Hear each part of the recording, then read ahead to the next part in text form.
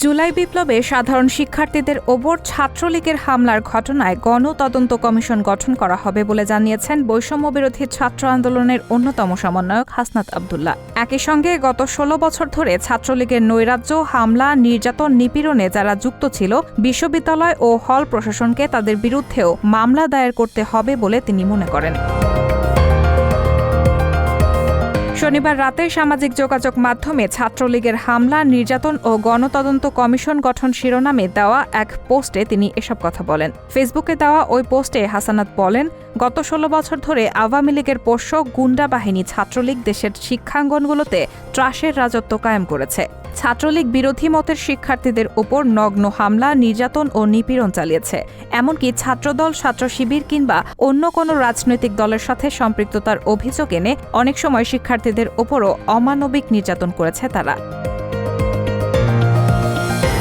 তিনি বলেন, জুলাই বিপ্লবের পুরোটা সময় দেশের শিক্ষা প্রতিষ্ঠানগুলোতে ছাত্রলীগ ধারাবাহিকভাবে হামলা চালিয়েছে এবং আন্দোলনকারীদের বিভিন্নভাবে বাধা দিয়েছে। হাসানাত বলেন, ১৫ জুলাই ঢাকা বিশ্ববিদ্যালয়ের ক্যাম্পাসকে রক্তাক্ত করেছে ছাত্রলীগ। নারী শিক্ষার্থীরাও ছাত্রলীগের নৃশংসতা থেকে এই দিন রেহাই পায়নি। ঢাকা মেডিকেলকে মনে হচ্ছিল কোনো যুদ্ধের আহত ক্যাম্প। এই নরপশুরা সেদিন ঢাকা মেডিকেলের ভেতর চিকিৎসাধীন অবস্থায়ও হামলার নির্মম নজির স্থাপন করেছিল।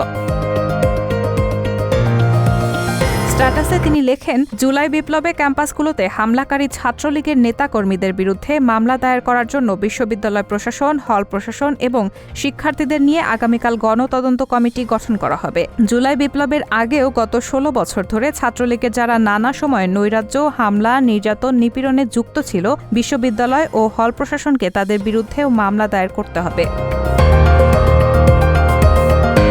অপরদিকে গণতদন্ত কমিটি গঠন করে হল প্রশাসন ও বিশ্ববিদ্যালয় প্রশাসন উদ্যোগ নিয়ে ছাত্রলীগের হামলাকারী ও নির্যাতনকারীদের বিরুদ্ধে মামলা দায়ের করবে। এটাই জুলাই অভ্যুত্থান পরবর্তী বিশ্ববিদ্যালয় ক্যাম্পাসগুলোতে শিক্ষার্থীদের অন্যতম প্রধান দাবি। Rehman moon, sound of nation.